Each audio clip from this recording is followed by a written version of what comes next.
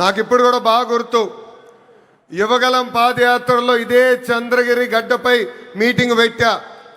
ఆనాడే చెప్పా, వెంకటేశ్వర స్వామి జోలికి వెళ్ళొద్దు, మాడి మసైపోతామని ఆనాడి ముఖ్యమంత్రికి నేను హెచ్చరిక జారీ చేశా.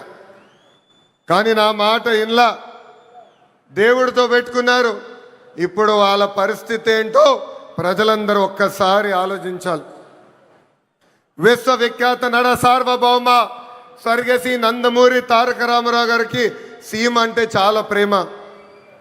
ఆనాడు కరువు వస్తే జోలు పట్టుకుని సీమ ప్రజల్ని ఆదుకున్న వ్యక్తి ఎన్టీఆర్. అంతేకాదు, తెలుగు గంగా గాలేరు నగర్ని ప్రాజెక్ట్ని తయారు చేసింది ఎన్టీఆర్. మహిళలకి ప్రత్యేకంగా విశ్వవిద్యాలయం ఏర్పాటు చేసింది ఎన్టీఆర్. నిత్యం అన్నదానం కూడా ప్రారంభించింది ఎన్టీఆర్. ఇప్పుడున్న రాజకీయాల్లో విరాట్ కోహ్లీ మన చంద్రబాబు నాయుడు గారు.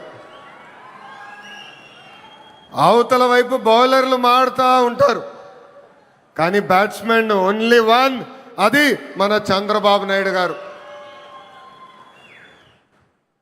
రాయలసీమను రాయలసీమగా మార్చిన వ్యక్తి మన చంద్రబాబు నాయుడు గారు.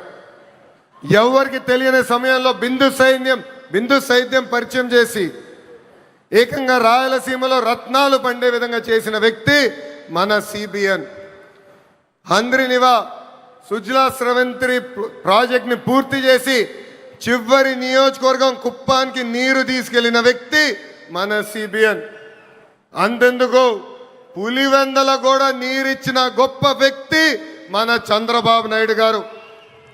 ఇప్పుడు ఏకంగా 1,00,000 కోట్ల పెట్టుబడితో మిషన్ రాయలసీమ కూడా ప్రారంభించబోయే వ్యక్తి మన ముఖ్యమంత్రి చంద్రబాబు నాయుడు గారు. 2019 నుంచి 24 వరకు గొడ్డలి పార్టీ అరాచక పాలన మనందరం చూసాం. వాళ్ళ చెల్లికి అన్యాయం చేయొద్దని అడిగిన బీసీ బిడ్డ అమర్నాథ్ గౌడ్ పైన పెట్రోల్ పోసి ఎలా తగలబెట్టారో మన కల్లారా చూసాం. ఒక మాస్క్ అడిగినందుకు ఒక దళిత డాక్టర్ సుబ్రహ్మణ్యాన్ని పిచ్చోడు చేసి ఎలా చంపేశారో ప్రజలందరూ చూశారు. సొంత డ్రైవర్ సుబ్రహ్మణ్యాన్ని ఏకంగా గంజాయి మత్తులో చంపేసిన వాళ్ళ ఎమ్మెల్సీని మనందరం చూసాం.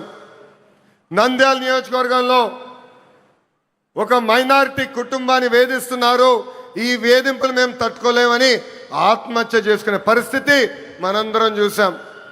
వైకాపా నాయకుల కూతురు కన్నా వాళ్ళ కూతురికి ఎక్కువ మార్కులు వస్తున్నాయని ఆ కుటుంబాన్ని వేధిస్తే ఆ వేధింపులు నేను చూడలేను, తట్టుకోలేనని ఆత్మహత్య చేసుకున్న మిస్బాని మనందరం చూస్తాం కూడా జరిగింది. ఆనాడు అన్నారు, తెలుగుదేశం పార్టీ జెండా లేకుండా చేస్తామన్నారు, ప్రజలే ఈరోజు వాళ్ళ జెండా పీకేస్తాం జరిగింది. వైనాట్ 175 అని చెప్తే ఏకంగా టీమ్ 11 ప్రజలు వాళ్ళకి తీర్పిస్తాం కూడా జరిగింది. సిద్ధమంటే యుద్ధానికి రెడీ అని తీర్పిచ్చింది ఆంధ్ర రాష్ట్ర ప్రజలు. అసెంబ్లీలో అడుగుపెట్టనయో అన్నారు, ఏకంగా ప్యాలెస్ గోడలు బద్దలు కొట్టి చంద్రబాబు నాయుడు గారు ముఖ్యమంత్రి చేసిన ఘనత మా పసుపు సైన్యాన్ని. ఇప్పుడు రపరప్ప అంటున్నారు. రపరప్ప అంటే చూస్తూ మేము ఊరుకోం. ఎర్ర బుక్కు దాని పని చేసుకుంటూ వెళ్తుందని ఈ సభాముఖంగా ఆ కుర్ర బ్యాచ్కి నేను హెచ్చరిక జారీ చేస్తున్నాం. ప్రజాప్రభుత్వం 2 ఏళ్ల పాలనలో సుపరిపాలన అందించాం. అన్ని చేశామని కాలు రెగరేసుకుని మేము తిరగట్లేదు. కానీ ఎన్ని ఆర్థిక ఇబ్బందులున్నా ఇచ్చిన హామీలకు పద్ధతి ప్రకారం నిలబెట్టుకుంటూ వెళ్తున్నాం. ఎవరు ఊహించిన విధంగా అధికారంలోకి వచ్చిన వెంటనే 4,000 రూపాయలు వృద్ధులకి పెన్షన్ ఇస్తున్నాం. వికలాంగులకి 6,000 రూపాయలు బయటికే పరిమితం అవుతే 15,000 రూపాయలు పెన్షన్ ఇస్తున్న ఏకైక ప్రభుత్వం ఆంధ్ర రాష్ట్రంలో ఉన్న ఎన్డీఏ ప్రభుత్వం. అంతేకాదు, మూసేసిన అన్న క్యాంటీన్లు తిరిగి ప్రారంభించాం. డిఎస్సి ద్వారా 16,000 టీచర్ పోస్టులు భర్తీ చేశాం. 6,000 కానిస్టేబుల్ పోస్టులు భర్తీ చేశాం. ఏకంగా మన జాబ్ క్యాలెండర్ విడుదల చేసి సంవత్సరం పూర్తయ్యే లోపల 10,000 ఉద్యోగాలు కూడా భర్తీ చేసే బాధ్యత ఎన్డీఏ ప్రభుత్వం తీసుకుంటుంది. ఏకంగా చేనేత సోదరులకి హ్యాండ్లూమ్ ఉంటే 200 యూనిట్ల కరెంట్ ఉచితంగా ఇస్తున్నాం. పవర్ లూమ్ ఉంటే 500 యూనిట్ల కరెంట్ ఉచితంగా ఇస్తున్నాం. ఆటో డ్రైవర్ల సేవలో ఆదుకున్నాం. మత్స్యకారుల సేవలో మత్స్యకారులను ఆదుకున్నాం. స్త్రీ శక్తి పేరుతో మహిళలకి బస్సులో ఉచితంగా ప్రయాణించే హక్కు కూడా ప్రజాప్రభుత్వం కల్పించింది. దీపం పథకం ద్వారా ఉచితంగా గ్యాస్ సిలిండర్లు కూడా మా తెలుగింటి ఆడబడుచులకి పంపిస్తాం కూడా జరుగుతుంది. ప్రజాప్రభుత్వం నినాదం ఒకటే, ఒకే రాష్ట్రం ఒకే రాజధాని, కానీ అభివృద్ధి వికేంద్రీకరణ. ఇప్పుడే మాధవ్ గారు చెప్పినట్లు భారతదేశంలో 100 రూపాయలు పెట్టుబడులు వస్తే దాంట్లో 25 రూపాయలు ఆంధ్ర రాష్ట్రాన్ని ఎత్తుకుంటూ వస్తుంది. ప్రజలందరూ ఒక్కసారి ఆలోచించాలి. గూగుల్ ఆర్సిలర్ మిత్తల్ ఉత్తరాంధ్రకి తీసుకెళ్ళాం. రాజధాని క్వాంటమ్ కోస్తాంధ్రకి తీసుకొచ్చాం. ఏకంగా ఫైటర్ జెట్లు రాయల్ ఎన్ఫీల్డ్ ఈరోజు రాయలసీమకి తీసుకొచ్చిన ఘనత ఒక ఎన్డీఏ ప్రభుత్వాన్ని. మనది గొడ్డలి, మనది గూగుల్, వాళ్ళది గొడ్డలి. మంది ఫైటర్ జెట్, వాళ్ళది ఫ్యాక్షన్. మంది కియా, వాళ్ళది కిడ్నాప్. మంది క్రెడిబిలిటీ, వాళ్ళది క్రిమినాలిటీ. మంది డెవలప్మెంట్, వాళ్ళది డిస్ట్రక్షన్. మంది బుల్లెట్ అవుతే వాళ్ళది బూతులు. మనం మహిళలకి 33% రిజర్వేషన్ ఇస్తే ఏకంగా తల్లిని చెల్లిని మెడబట్టి బయటికి గంటేసిన చరిత్ర ఆ గొడ్డలి పార్టీది. ప్రజలందరూ ఒక్కసారి ఆలోచించాలి. జగన్ ఆయన పేరులో జీ చూసి జెన్జీ అనుకుంటున్నాడు. జగన్ పేరులో ఉన్న జీ గొడ్డలి, అందుకే ఆ పార్టీకి గొడ్డలి పార్టీ అని ఈరోజు పేరు పెడతాం జరిగింది. జగన్కి సిసిడి జబ్బు ఉందండి. సిసిడి అంటే ఏంటో తెలుసా? క్రెడిట్ చోరీ జబ్బు, క్రెడిట్ చోరీ డిసార్డర్. ఏకంగా పేపర్లో వార్తలు వచ్చినాయి, ఆంధ్ర రాష్ట్రానికి ఆర్సిలర్ మిత్తల్ ప్రాజెక్ట్ వస్తుందని. ఆయన ప్రెస్ మీట్ పెట్టి ప్రాజెక్ట్ రావట్లేదు, పక్క రాష్ట్రానికి వెళ్తుందని చెప్పారు. గౌరవ ముఖ్యమంత్రి గారు, ఉప ముఖ్యమంత్రి గారు ఆ ప్రాజెక్ట్కి శంకుస్థాపన వేస్తే లేదు నేనే ఆ ప్రాజెక్ట్ని తీసుకొచ్చానని ప్రెస్ మీట్లో చెప్పే పరిస్థితి మనందరం చూసాం. ఇంతేకాదు, ప్రపంచం మొత్తం తిరిగి పెద్ద ఎత్తున గూగుల్ని మన రాష్ట్రానికి తీసుకొస్తే వాళ్ళు అడ్డుపడ్డారు, కోర్టులో కేసేశారు. కానీ ఇప్పుడు ప్రెస్ ముందలకు వచ్చి మా వల్లనే గూగుల్ ప్రాజెక్ట్ వచ్చిందని చెప్పుకునే పరిస్థితి. ఇంకా కొన్ని సంవత్సరాలు పోతే ఆగస్ట్ 15 నాడు భారతదేశానికి స్వాతంత్రం తీసుకొచ్చింది మా తాత అని చెప్పుకునే పరిస్థితికి సిసిడి జగన్ వస్తారు. జగన్ కొన్ని కంపెనీలు తీసుకొచ్చాడు. ఆ కంపెనీ పేర్లు మనందరం మర్చిపోయాం. ప్రజలందరూ ఒక్కసారి గుర్తు చేయాలనుకుంటున్నా. ఆ కంపెనీ పేర్లు Andhra gold, president medal, gold medal. అలాంటి కంపెనీలు తీసుకొచ్చిన చరిత్ర ఆ పార్టీది. Google, Arcelor Mittal, royal Enfield, fighter jet తయారు చేసిన పరిశ్రమలు తీసుకొచ్చిన చరిత్ర మా ఎన్డీఏ ప్రభుత్వాన్ని. చిన్నప్పుడు 10th క్లాస్ పేపర్ లీక్లో టీచర్లు జగన్ని చితకబాదారంట. అందుకే టీచర్లు చూస్తే ఆయన చాలా కోపం, కక్ష.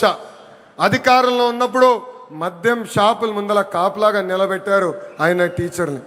ఏకంగా మనం డిఎస్సి విడుదల చేస్తే 226 కేసులు ఆ డిఎస్సి పైన వేశారు. ఎవరు ఊహించిన విధంగా 150 రోజుల్లో 16,347 పోస్టులు భర్తీ చేసిన ఘనత మన ఎన్డీఏ ప్రభుత్వాన్ని. నిన్న ప్రెస్ మీట్ నేను చూసా. జగన్ నన్ను ప్రశ్నించట్లేదు, గౌరవ ముఖ్యమంత్రి చంద్రబాబు నాయుడు గారిని ప్రశ్నించట్లేదు, ఆంధ్ర రాష్ట్ర ప్రభుత్వాన్ని ప్రశ్నించట్లేదు. రాజ్యాంగం రాసిన అంబేద్కర్ గారిని ప్రశ్నిస్తున్నారు, రిజర్వేషన్ని ప్రశ్నిస్తున్నారు, రాజ్యాంగాన్ని ప్రశ్నిస్తున్నారు. అందుకే ఈ సభాముఖంగా జగన్కి నేను హెచ్చరిక జారీ చేస్తున్నా. మీరు ఎన్ని జన్మలు ఎత్తినా డిఎస్సి పూర్తి చేసి ఇచ్చిన హామీ నిలబెట్టుకున్న ఘనత మాది. మళ్ళీ డిఎస్సి నిర్వహిస్తాం. నిరుద్యోగ యువకులకి పెద్ద ఎత్తున ఉద్యోగాలు కల్పించే బాధ్యత ప్రజాప్రభుత్వం తీసుకుంటుంది. ఈ జగన్కి కనీసం దేశభక్తి అన్న కూడా లేదు. మేమందరం పోరాడి పెద్ద ఎత్తున సాగర్ డిఫెన్స్ అన్న పరిశ్రమని ఆంధ్ర రాష్ట్రానికి తీసుకొచ్చాం. వాళ్ళు ఏకంగా భారతదేశం డిఫెన్స్ కోసం బోట్లు తయారు చేసే పరిశ్రమ. కావల్లో కనీసం 1000 మంది మత్స్యకారుల పిల్లలకి ఉద్యోగాలు ఇచ్చే పరిశ్రమను మేము తీసుకొస్తే ఏకంగా వాళ్ళపైన ఆరోపణలు చేసి ఆ పరిశ్రమను కూడా తిప్పి పంపించాలని ప్రయత్నించారు. ఇప్పుడు విశాఖ ఉక్కు పైన కూడా మాట్లాడుతున్నారు. 2 సార్లు విశాఖ ఉక్కు సంక్షోభంలో పడితే ఆ ఉక్కు ఫ్యాక్టరీని కాపాడిన ఘనత చరిత్ర ఒక ఎన్డీఏ ప్రభుత్వాన్ని. ఆనాడు ప్రధానిగా నరేంద్ర మోడీ గారు, ముఖ్యమంత్రిగా చంద్రబాబు నాయుడు గారు ఇద్దరు కలిసికట్టుగా పోరాడి విశాఖ ఉక్కుని ఒక్కసారి కాపాడారు. దాని ముందల వాజ్పేయి గారు ప్రధానమంత్రిగా ఉన్నప్పుడు, చంద్రబాబు నాయుడు గారు ముఖ్యమంత్రిగా ఉన్నప్పుడే మళ్ళీ విశాఖ ఉక్కుని మనం కాపాడుకుంటాం జరిగింది. మన విశాఖ ఉక్కులో ఒక యాక్సిడెంట్ జరిగింది. 9 మంది కార్మికులు చనిపోయారు. యాక్సిడెంట్ జరిగిన 3 గంటల్లో హోంమంత్రి గారు అక్కడికి వెళ్ళారు. 6 గంటల్లో కేంద్ర ఉక్కు శాఖ మార్చులు వచ్చారు. 12 గంటల లోపల ఏకంగా గౌరవ ఉప ముఖ్యమంత్రి గారు నేను కూడా వెళ్తాం జరిగింది. అక్కడ కార్మికులు కలిసాం, చనిపోయిన కుటుంబాలని పరామర్శించాం. వాళ్ళకి ఒకటే హామీ ఇచ్చాం, కేవలం డబ్బులు ఇచ్చి చేతులు దులుపుకునేదానికి రాలేదు, శాశ్వతంగా మీ కుటుంబానికి అండగా నిలబడడానికి మేము వచ్చామని చెప్పాం. ఫుల్ టైం ఎంప్లాయీస్కి ఇప్పుడు ఏకంగా 2 కోట్ల రూపాయలు ఆ కుటుంబాలకి ఆదుకుంటాం జరిగింది. కాంట్రాక్ట్ ఉద్యోగస్తులు ఎవరైతే చనిపోయారో ఆ కుటుంబానికి 1 కోటి రూపాయలు ఇచ్చి ఈరోజు ఎన్డీఏ ప్రభుత్వం ఆదుకుంటుంది. ఇన్ని చేస్తున్నా అక్కడికి వెళ్ళి మా పైన ఆరోపణలు చేసి ఇచ్చే 2 కోట్లు వద్దు, 1 కోటి రూపాయలే ఇవ్వండి అని చెప్పే పరిస్థితికి వచ్చాడు పులివెందల శాసన సభ్యుడు. ఇది ప్రజలందరూ గుర్తుపెట్టుకోవాలని ఈ సభాముఖంగా కోరుతున్నాం. ప్రపంచంలో మనం ఎక్కడికి వెళ్ళినా భారతదేశ వైపు అందరు చూస్తున్నారంటే దానికి కారణం మన నమో గౌరవ ప్రధానమంత్రి శ్రీ నరేంద్ర మోడీ గారు. మొన్నే రష్యాకి వెళ్ళా, వాళ్ళందరూ ఆశ్చర్యపోయారు. ఇంత సమర్థవంతమైన నాయకత్వం భారతదేశానికి ఎలా వచ్చింది, పొలిటికల్ స్టెబిలిటీ భారతదేశానికి ఎలా వచ్చిందంటే కేవలం ఒక్క వ్యక్తి, అది మన నమో వల్లనే వచ్చిందని వాళ్ళు చెప్తాం జరిగింది. ఇతర రాష్ట్రాల్లో నమో అంటే నరేంద్ర మోడీ గారు, కానీ ఆంధ్ర రాష్ట్రంలో నమో అంటే నాయుడుజీ మోడీజీ గారి అద్భుతమైన జోడి. ఇతర రాష్ట్రాల్లో డబుల్ ఇంజన్ సర్కారు ఉంటే కేవలం ఆంధ్ర రాష్ట్రంలోనే డబుల్ ఇంజన్ బుల్లెట్ ట్రైన్ సర్కారు ఉంది. ఈరోజు ఈ డబుల్ ఇంజన్ బుల్లెట్ ట్రైన్ సర్కారు వల్లనే మనం విశాఖ ఉక్కుని కాపాడుకున్నాం. అమరావతి పోలవరానికి కావాల్సిన నిధులు తీసుకొచ్చాం. ఎప్పుడో రావాల్సిన ఏకంగా విశాఖ రైల్వే జోన్ని కూడా మనం తీసుకొస్తాం జరిగింది. ఇంతేకాదు ఫైటర్ జెట్ ఆమ్కా ప్రాజెక్ట్ని తీసుకొచ్చాం. త్వరలో కర్నూలులో కూడా హైకోర్టు బెంచ్ ఏర్పాటు చేసే బాధ్యత ఈ డబుల్ ఇంజిన్ బుల్లెట్ ట్రైన్ సర్కారు తీసుకుంటుందని ఈ సభాముఖంగా ప్రజలందరికీ తెలియజేస్తున్నాం. రాయలసీమను రాయలసీమగా మార్చిన ఘనత ఎన్డీఏది. 1,00,000 కోట్ల పెట్టుబడితో ఈరోజు మిషన్ రాయలసీమకి మనం శ్రీకారం చుడుతున్నాం. రాయల్ ఎన్ఫీల్డ్ వచ్చింది సీమకి, ఎల్జీ ఎలక్ట్రానిక్స్ వచ్చింది సీమకి, ఏసీ తయారు చేసే కెరియర్ వచ్చింది మన సీమకి. అంతేకాదు రిలయన్స్ ఇండస్ట్రీస్ కూడా వచ్చింది మన సీమకి. That is the commitment of NDA government for రాయలసీమని ఈ సభాముఖంగా తెలియజేస్తున్నాం. తెలుగుదేశం పార్టీ, జనసేన, భారతీయ జనతా పార్టీ అనేది ఒక పెద్ద కుటుంబం. కుటుంబం అన్నప్పుడు చిన్న సమస్యలు రావచ్చు. మనందరం కూర్చుని మన సమస్యలు పరిష్కరించుకోవాలి. ఆ బాధ్యత ఇక్కడున్న నాయకులందరిపైన ఉంది. కూటమి ధర్మాన్ని అందరం కలిసికట్టుగా కాపాడుకోవాలి. అహంకారం మనకు వద్దు. అహంకారం వస్తే ఏమవుతుందో మనందరం చూసాం. 151 స్థానాలు 11 అయినాయి. ఇది మనందరం గుర్తుపెట్టుకొని ప్రజల్లోకి వెళ్దాం, ప్రజల్లో చైతన్యం తీసుకొద్దాం, ప్రజలకి అండగా నిలబడదామని ఈ సభాముఖం మిమ్మల్ని అందరినీ నేను కోరుతున్నా. ప్రజాప్రభుత్వం కొనసాగింపు అనేది చాలా చాలా అవసరం. మనం చూసాం ఒక గుజరాత్, ఒక ఒరిస్సాలో వరుసగా ఒకే ప్రభుత్వ అధికారంలోకి వచ్చగల ఎంత అభివృద్ధి చెందినాయో. పెద్ద ఎత్తున పెట్టుబడులు వచ్చినాయి, పెద్ద ఎత్తున రోడ్లు వేసుకున్నారు, కరెంట్ ఛార్జీలు తగ్గించుకున్నారు, ముందరికెళ్ళారు. కానీ ఆంధ్ర రాష్ట్రంలో 2014 నుంచి 19 వరకు ఎన్డీఏ ప్రభుత్వం, దాని తర్వాత గొడ్డలి పార్టీ ప్రభుత్వం వచ్చిన తర్వాత మనం ఎంత నష్టపోయామో మనందరూ తెలుసు. దయచేసి ఇది మనందరం గుర్తుపెట్టుకోవాలి. ప్రభుత్వం కొనసాగింపు అనేది ఎందుకు అవసరమో ప్రజలందరి దగ్గరికి వెళ్ళి చెప్పాలని ఇక్కడున్న కార్యకర్తలందరినీ నేను కోరుకుంటున్నాను. నేను ఫైనల్గా చెప్పేది ఒకటే, ఎన్డీఏతో వికాసం, గొడ్డలి పార్టీతో విధ్వంసం.